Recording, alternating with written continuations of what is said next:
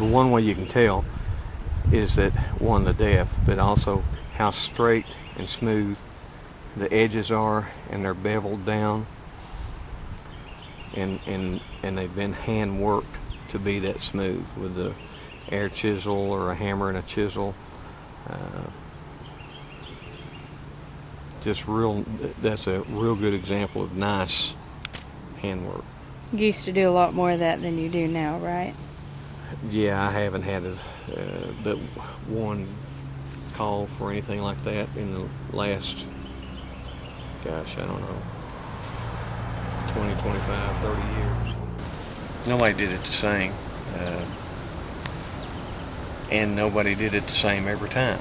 So the shape carving, you can't really tell by it. A lot of it was blasted in, because they have blasted. We'll blast it in first, and then we'll come back with our air tools and try to shape it so that it's not just flat, and give a shape to it. And of course, no flower is the same, so these aren't the same. Doesn't take a whole lot of time to do these. It just takes knowing what you're doing to do them. A lot of Dad's drawings were what people would consider now to be folk arty looking.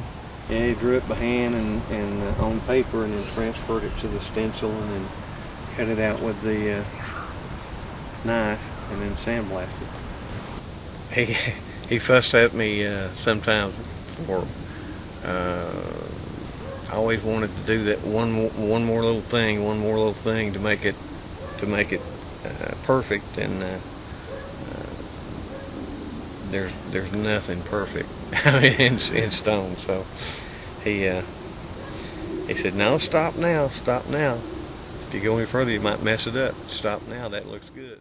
My epitaph is going to be no more questions.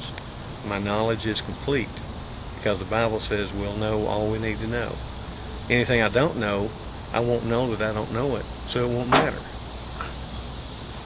So I'm going to put no more questions. My knowledge is complete. That's going to be my epitaph.